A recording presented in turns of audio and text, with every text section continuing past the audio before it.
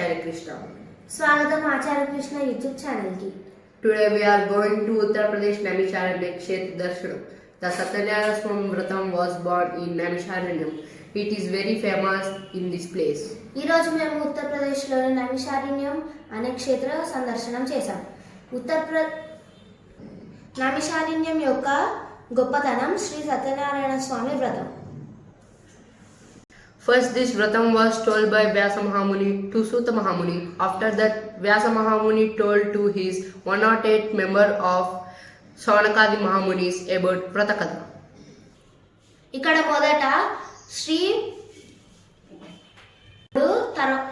సూత మహామునికి తెలియజేయడం జరిగింది. తర్వాత సూత మహాముని తన యొక్క 1008 మంది సౌనకాది మహామునులకు వ్రత కథ తెలియజేయడం జరిగింది. Now are doing total Vratam in Naimisharanyam place. Listen and see Vratam. Don't be skipped and like, share, subscribe to Acharya Krishna YouTube channel. మనం ఇప్పుడు నైమిషారణ్యంలోని సత్యనారాయణ స్వామి కథని విన్నాం, చూద్దాం. Subscribe to Acharya Krishna channel, like, share and పక్కనున్న bell icon ని కూడా click చేయండి. నమస్కారం.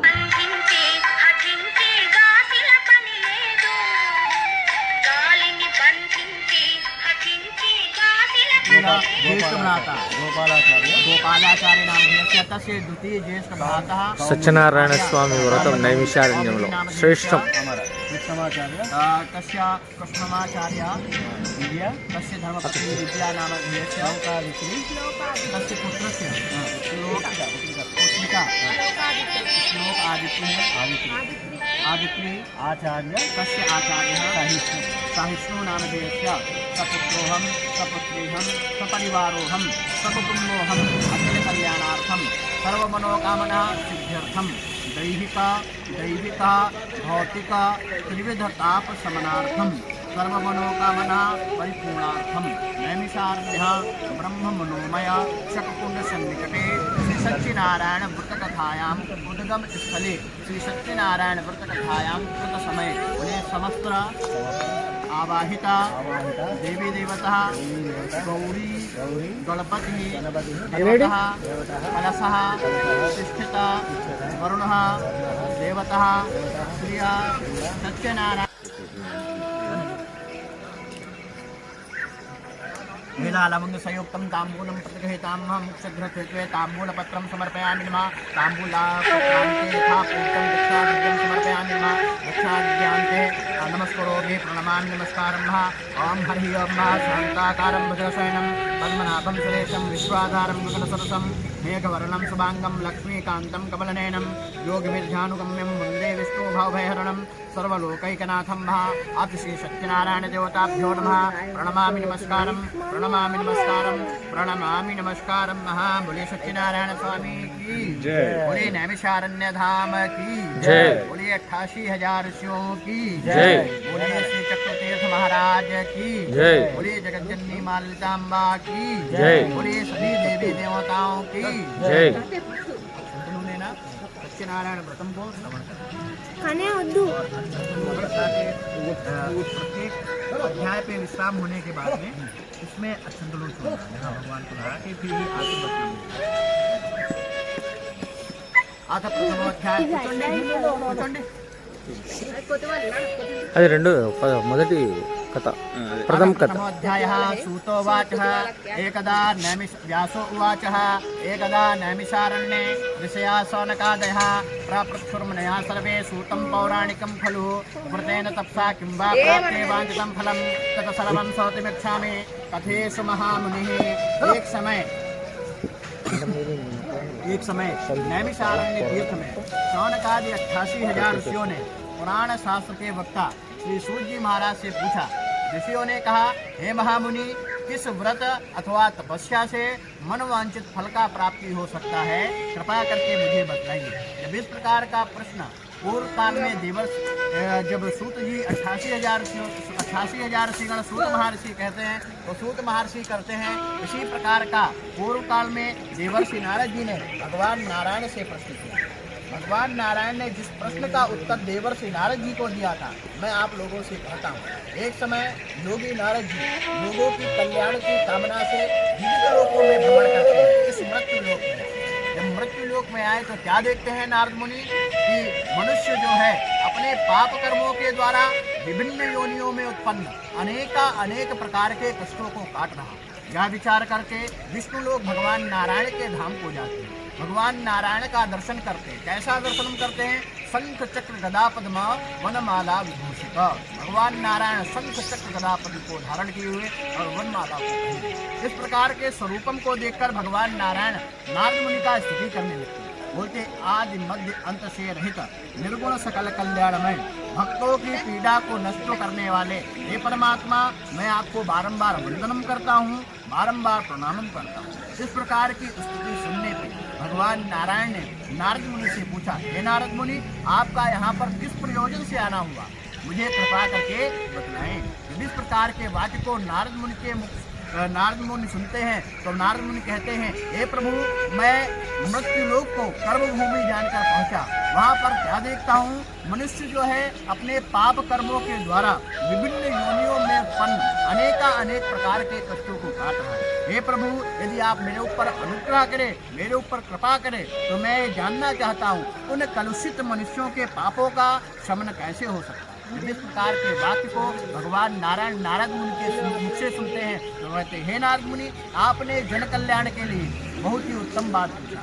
अब मैं आपको जिस व्रत के विषय में बता रहा हूँ वह स्वर्ग और मृत्यु लोक में अत्यंत दुर्लभ भगवान श्री सत्यनारायण चाहिए और कैसे करना चाहिए। इस प्रकार के वाक्य को हमको बतलाएं जिनसे मैं कलुषित मनुष्यों को बतला सकूं, जिनसे उनका उद्धार हो सके, उनके पापों का शमन हो सके। इस प्रकार के वाक्य को जब भगवान नारायण सुनते हैं तो कहते हैं, हे नारद मुनि, आपने जन कल्याण के लिए बहुत ही उत्तम बात पूछा। अब मैं आपको जिस व्रत के विषय में बतला रहा हूँ वह स्वर्ग और मृत्यु लोक में अत्यंत दुर्लभ भगवान श्री सत्यनारायण का व्रत है। जिस किसी भी दिन श्रद्धा के साथ समन्वित होकर भगवान नारायण का ध्यान करते हुए भगवान नारायण के लिए यथा योग्य सामग्री जो आपके पास एकत्रित हो वो भगवान नारायण को अर्पण करें, विधिवत पूजन करें और विधिवत पूजन करने के बाद में भगवान श्री सत्यनारायण की कथा को श्रवण करें। कथा को श्रवण करने के बाद में भगवान नारायण का ध्यान करते हुए, चिंतन करते हुए भोग प्रसाद इत्यादि पावें और ब्राह्मणों को दक्षिणा दे दें। फिर ब्राह्मणों को दक्षिणा देने के बाद में बंधु वर्गों के साथ ब्राह्मणों को नारायण को अर्पण करें, इनका पूजन करें, विधिवत पूजन करके उनके नाम से प्रसाद को ग्रहण करें और पूर्ण दिन सत्य व्रत का पालन करने के लिए नारायण की पूजा करें। वही सत्यनारायण का भारत कहते हैं। और इस कलिकाल में सबसे छोटा उपाय है केवल सत्य बोलना, सबसे छोटा है लेकिन बहुत ही कठिन। क्योंकि इस कलिकाल में हम लोग नृत्य क्रियाओं में सभी समाहित है, इसी प्रकार से हम लोगों की नृत्य क्रियाओं में असत्य बोलना भी समाहित है। तो सबसे बड़ा असत्य बोलने का एक कारण ये है मोबाइल, सेलफोन। बैठे कहीं बता कहीं रहें, बैठे कहीं हैं बता कहीं रहें, बोल कहीं रहें, तो सबसे बड़ा कारण ये है असत्य बोलना। तो जिस दिन पूर्ण दिन हम सत्य बोल करके भगवान नारायण का चिंतन करते हुए भगवान नारायण के लिए यथा योग्य सामग्री एकत्रित करें। अतः प्रथमो अध्याय परिपूर्ण। बोले सत्यनारायण भगवान की जय। श्रीमन्नारायण नारायण नारायण, लक्ष्मी नारायण नारायण नारायण, बद्री नारायण नारायण नारायण, सत्यनारायण नारायण नारायण। बोले सत्यनारायण भगवान की जय। अथ द्वितीय अध्याय सूतोवा। श्री सूत जी कहता, अब मैं तुम्हें वो कथा बतलाता हूँ जिन्होंने भगवान श्री सत्यनारायण व्रत को किया। तो क्या कहते हैं, पूर्व काल में एक शतानंद का ब्राह्मण था। वह ब्राह्मण अत्यंत दरिद्री ब्राह्मण जो कि भिक्षा के लिए इधर उधर प्रतिदिन विचरण किया। उस दरिद्री ब्राह्मण को देखकर भगवान नारायण ब्राह्मण प्रिय उसके सम्मुख एक वृद्ध ब्राह्मण का स्वरूप धारण करके जाते हैं और उससे पूछते हैं, हे ब्राह्मण देव, अत्यंत दुखी होकर इधर उधर क्यों विचरण करता? तो वह कहता है, मैं अत्यंत दरिद्री ब्राह्मण हूँ जो कि भिक्षा के लिए इधर उधर प्रतिदिन विचरण करता हूँ। मेरी इस दरिद्रता को दूर करने का आप कोई उपाय जानते हो तो मुझे कृपा करके बताइए। जब इस प्रकार का वाक्य भगवान नारायण सुनते ही तो कहते हैं तू भगवान श्री सच्चिदानंद का व्रत कर। चिंतन करता हुआ ये संकल्प करता है कि आज मुझे लकड़ी बेचने से यानी कट्टल बेचने से जो भी धन का प्राप्ति होगा उस धन से मैं भगवान श्री सच्चिदानंद के व्रतम को करूंगा। इस प्रकार कह करके जहाँ धन संपन्न लोग रहते थे उस नगर को जाता, उस दिन उसे लकड़ी का दुगना मूल्य प्राप्त। तब वह प्रसन्न मन से भगवान नारायण के लिए समस्त सामग्री को एकत्रित करता है, सत्य व्रत का पालन करता हुआ भगवान की कथा को श्रवण करता है और भगवान की कथा को श्रवण करके भगवान नारायण का चिंतन करते हुए और अपने घर को जाता है और उस भगवान की कथा के प्रभाव से उस लकड़हारे के समस्त पाप नष्ट होते, समस्त सुखों से धन ऐश्वर्य से परिपूर्ण होकर अंततः परिपूर्ण। बोले सत्यनारायण भगवान की जय। श्रीमन्नारायण नारायण नारायण लक्ष्मी नारायण नारायण नारायण बद्री नारायण नारायण नारायण सत्यनारायण नारायण। बोले सत्यनारायण भगवान की जय। समझ में आ रहा है? हाँ समझ में आ रहा है पूरा, आप लोगों को समझ में आ रहा है? अथ तृतीय अध्याय सूतोवाच। श्री सूत जी कहते अब मैं आपको दूसरा कथा बताऊं। तो क्या कहते, एक उल्कामुख नाम का राजा था। वह राजा जितेंद्रिय विद्वान राजा था। विद्वान राजा प्रतिदिन देवालयों को जाता, ब्राह्मणों को धन देकर संतुष्ट करता। उसी के समान उसकी धर्मपत्नी विनयशील सौंदर्य से पति परायण। एक दिन वह अपनी धर्मपत्नी के साथ भद्रशिला नदी के तट पर भगवान श्री सत्यनारायण का व्रतम कर रहा था। उसी बीच एक अनेक पुष्कल धनराशि से संपन्न एक साहूकार वैश्य। साहूकार वैश्य जो है राजा को व्रत में दीक्षित देखकर विनय पूर्वक पूछता है, हे राजन, आप यहाँ भक्त से क्या कर रहे हैं? इसके करने से किस फल की प्राप्ति? तो वह कहता है, मैं अतुल तेजस्व भगवान से सत्य कर रहा हूँ। वह कहते, हे प्रिय, इसके विवाह के समय की। ऐसा कहकर व्यापार करने चला है। व्यापार करते करते बहुत समय के पश्चात जब वापस आता, अपनी कन्या को विवाह योग्य देखकर आपस में मंत्रणा करता और दूतों से कहता है, मेरी कन्या के लिए श्रेष्ठ वर को लेके आओ। दूत उसकी आज्ञा प्राप्त कर कंचन नामक नगर जाते हैं। कंचन नामक नगर जाते हैं, पंडित को भेजना, तो हनुमान जी आते हैं। कुछ नहीं है, तो आज मंगलवार है। हाँ मंगलवार। तो कंचन नामक नगर जाते हैं, वहाँ से एक साहूकार के पुत्र को लेकर शांत शांत।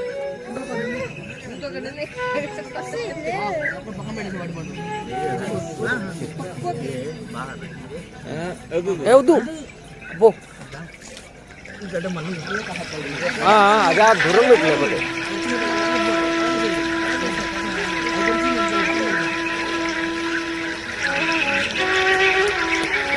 हाँ अच्छे से दे तो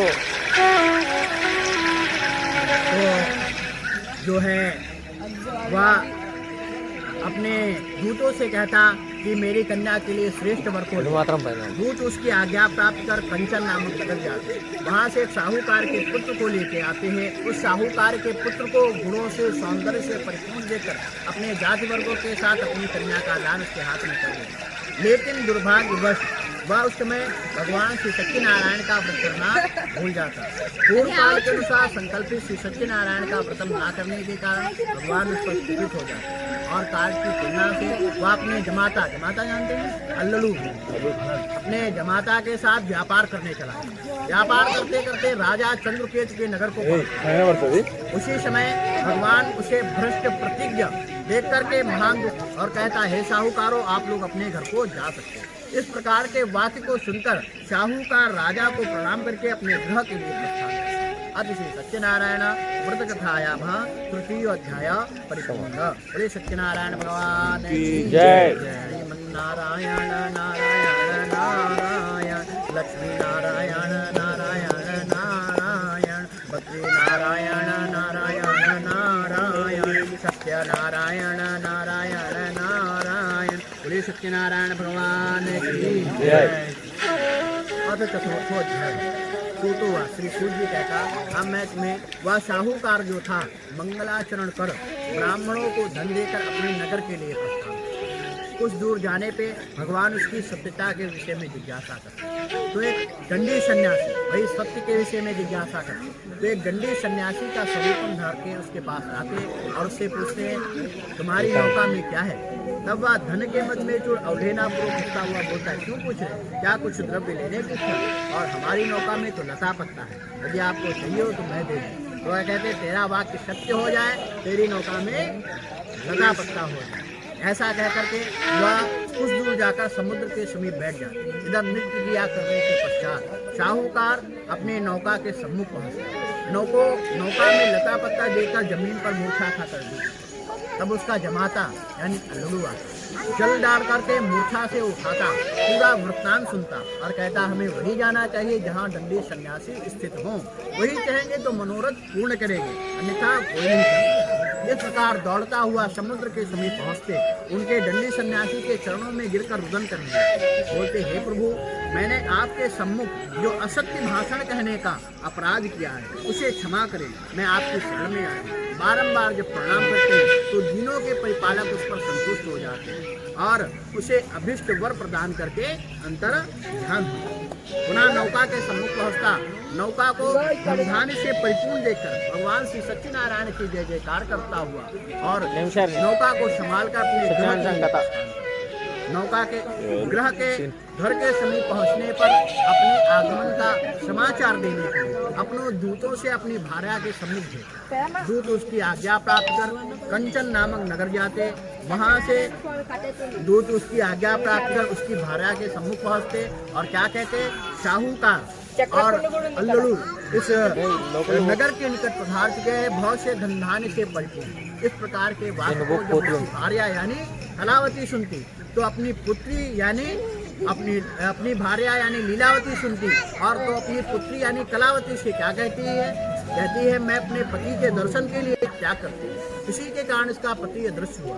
यदि पुनः जाकर के प्रसाद को ग्रहण करेगी तो अपने पति को प्राप्त कर सकेगी। इस प्रकार के वाक्य को जब उसकी पुत्री सुनती है तो दौड़ती हुई घर को जाती है और व्रत को समाप्त हुआ जो प्रसाद रखा था उसको ग्रहण करती है और पुनः आती तो अपने पति को प्राप्त करती है। तब प्रसन्न मन से भगवान श्री सत्यनारायण के जय जयकार करती हुई वह प्रत्येक महीने पूर्णिमा संक्रांति पर्वों पर व्रत को करना प्रारंभ करती है। उस व्रत कथा के प्रभाव से उस शाहूकार के, उसकी भार्या के, उसकी पुत्री के, उसके जमाता के समस्त पाप नष्ट हो जाते हैं, समस्त सुखों से परिपूर्ण होकर अंततः वैकुंठ धाम। आदि श्री सत्यनारायण व्रत कथाया चतुर्थो अध्याय सत्यनारायण भगवान जय जय जय जय। अथ पंचमो अध्याय सूतोवासी सूर्य कहता अब मैं तुम्हें दूसरा कथा दूंगा। तो क्या कहते हैं, एक तुंगध्वज नाम का राजा था।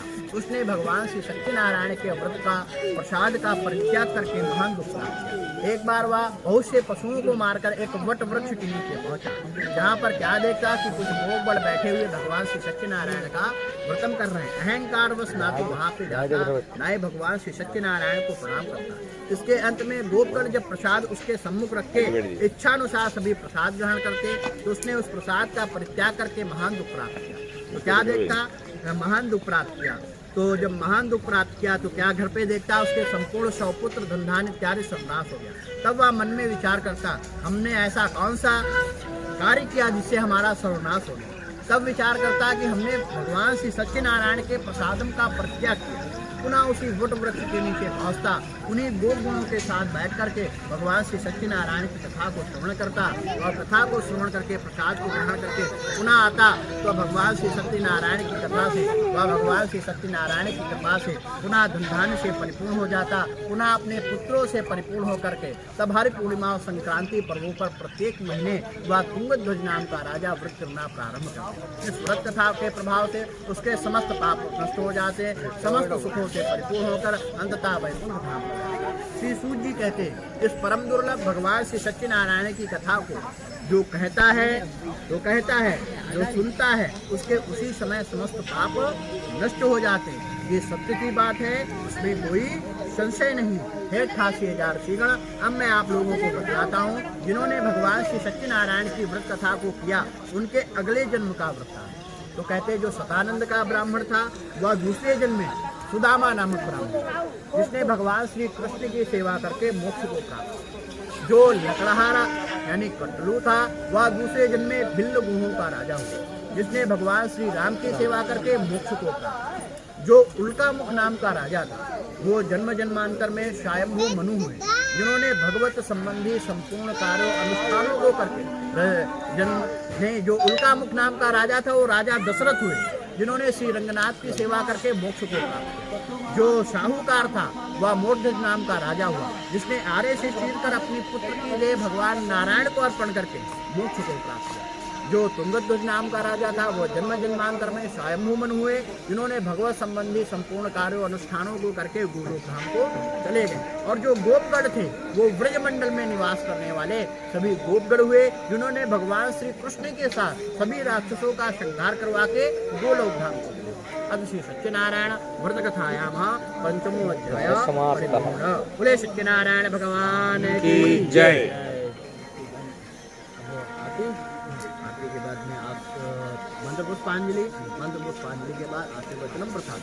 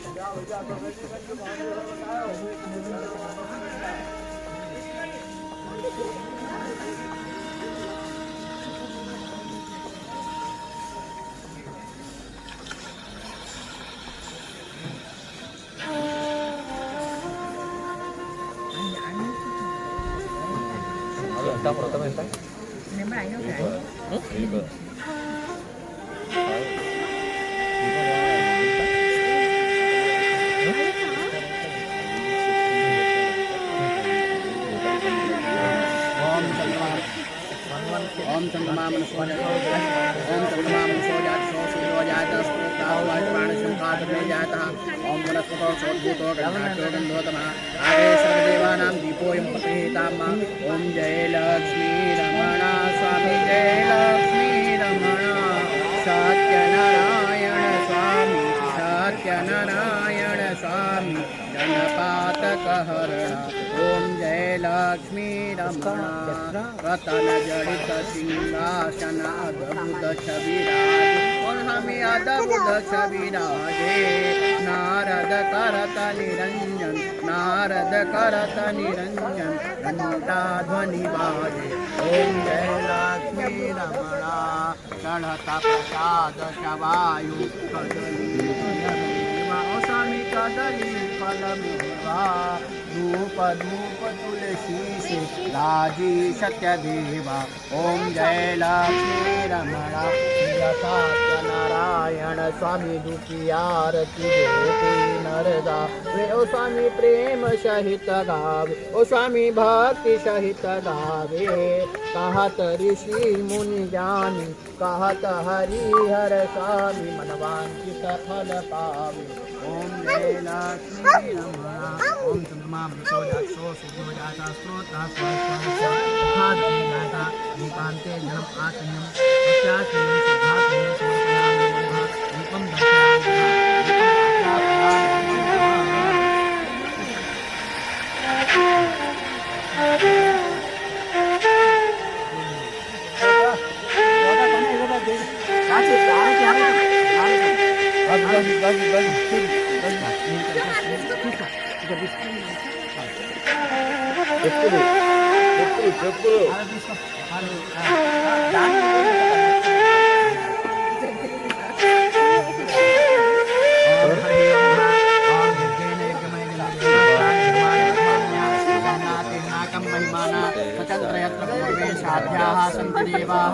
ओम राजाय नमो वयं वै श्रवणाय कुर्महे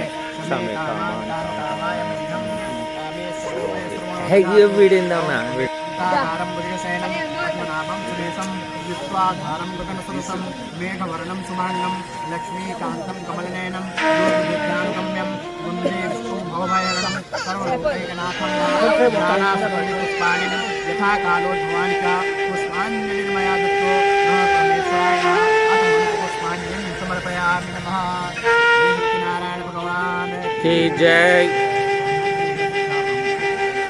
आहि मां पुण्डरीकाक्ष सर्व पापहरो भव सर्व दुःखहरो भव सर्व सुखकरो भवः। साष्टाङ्गो में प्रणमामि नमस्कारः।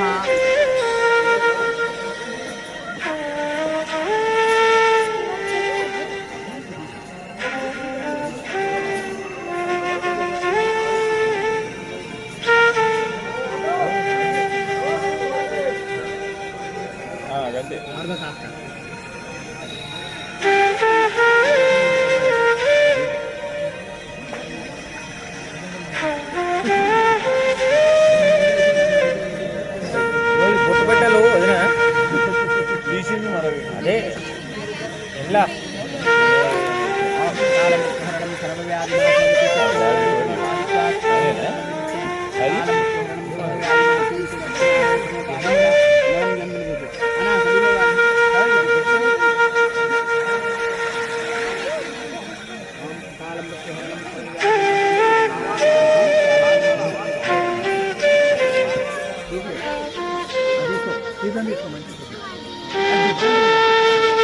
ఇది చూడు నేను వస్తున్నా.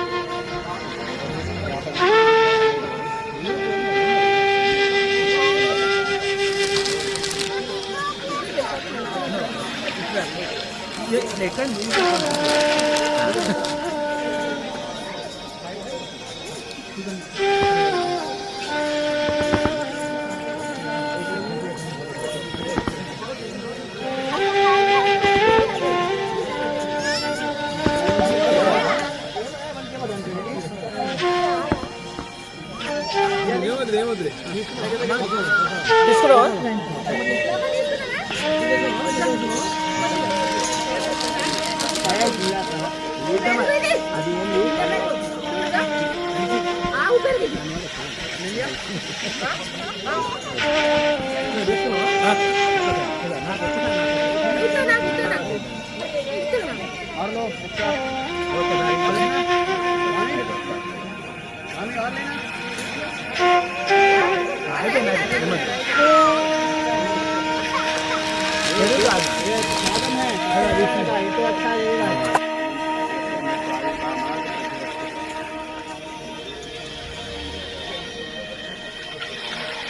ఇట్రా